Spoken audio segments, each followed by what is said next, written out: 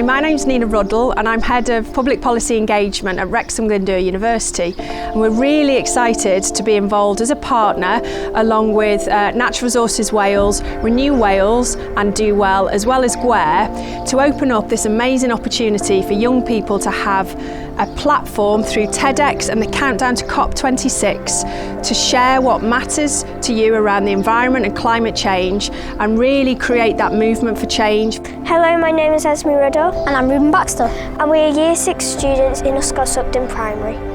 We feel strongly about climate change because the effects will be irreversible, causing global catastrophes, and we care about our planet's future.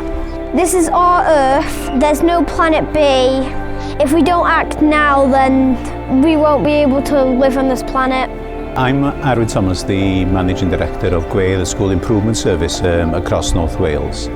So the importance of the voice of young people, of our young people, is going to be extremely important in determining what the future policies, future directions, and putting the responsibility on us as adults to listen very carefully to the voices of young people and young children.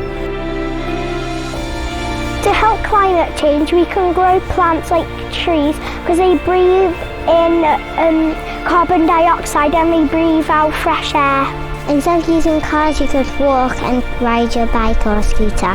We should recycle plastic bottles. Very important, like for the future, like of all like young people growing up, so they can be brought up with knowing like look after your plants and all that, look after everything. Personally, I feel very strongly about climate change and we need to start acting on it quicker.